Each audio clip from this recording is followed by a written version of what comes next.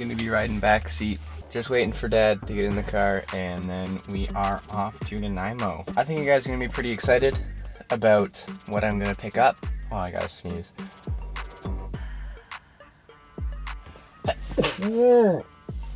Oh, as I was saying, I think you guys are gonna be pretty excited about what I have planned to pick up today. It's kind of a multi-part thing I'm doing here. We got some more stuff coming on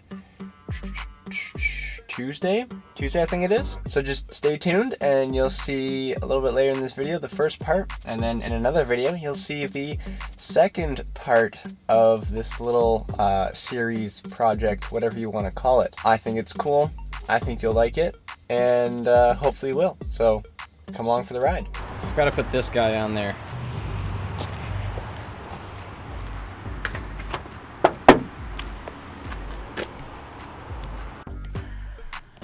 Okay, well, we made it to Nanaimo. We're just at a Dollarama here in a parking lot. If you can.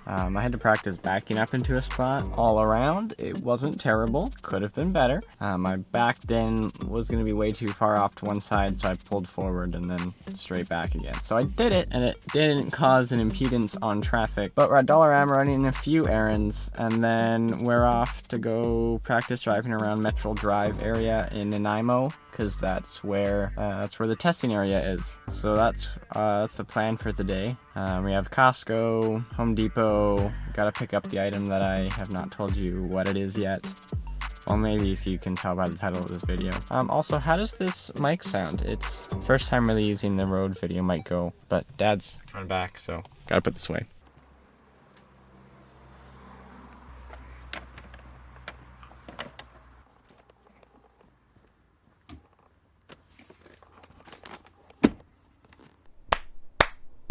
So I've picked up the items, and I'm sure you're wondering what they are. Now you know kind of what it is. You know it's a free camera, but you don't know exactly what it is. I got a surprise for you. So what I've picked up is the Canon. Now what I've picked up is the Nikon D200. Now would I buy this just for the heck of it? Probably not, but it was free. And I can't say no, and I can't say no to free stuff, especially free camera gear. Now, I first assumed when I saw this that it was going to be body only. However, as you can tell, there's a lens on this. This isn't body only.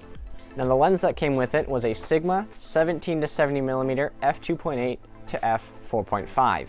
Now that's not all. It also came with this 70 to 210mm f4 to 5.6. This lens is a manual aperture, manual focus lens. It is not autofocus, and I have to set the aperture with this ring here.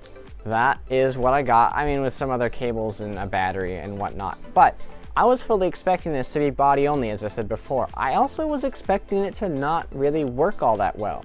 Watch this. Turn it on.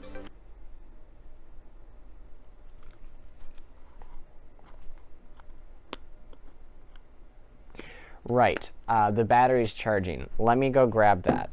Why didn't I grab the battery? I'm a little doofus. Boop, boop, boop.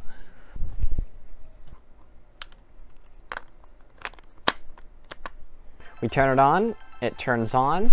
Don't know if you can see that, but it is on. That's off. That's on. That illuminates the green LCD. So, now, listen to this.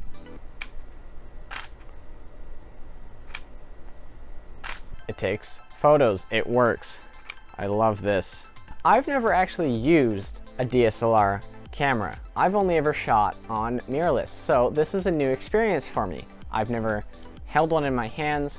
I've never seen what a mirrored camera looks like internally. I've never held one, so I didn't know that it was gonna be so beefy. But honestly, apart from the weight, I really like having such a large grip here. I'm used to using the Canon EOS M50, which, if you know anything about cameras, you'll know that that is a very small camera in comparison. They're very, very different in sizes.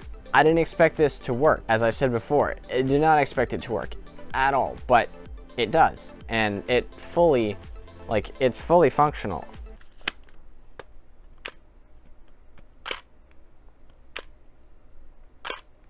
Dude, it's so cool. I honestly love it.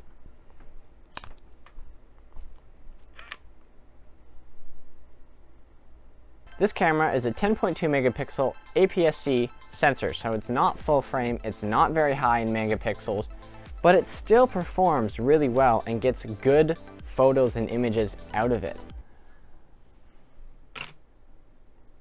What are you doing? This camera operates off a compact flash card, as you can see here. This is a 2 GB SanDisk compact flash card. So it does not work, or it may work, you can get an adapter, but it's not going to natively run an SD card or a micro SD card in it. That's the only drawback, and that's where the deal of this camera actually gets even better. I don't have to buy a compact flash card because, as I showed you, it comes with one in the package. There's one right here. One less expense I have because it's already in the camera. That makes life so much cheaper and so much less expensive on me. Because the whole idea of this video series is the cost of your gear doesn't dictate the quality of the photos and the images that you can get from your camera. This camera was free. It was free $99. I spent no dollars on it. The only money I spent on this was gas to go and pick it up from Nanaimo. That's it. The fact that I can get decent images off this free camera that came out in November of 2005. Yes, you heard me correctly.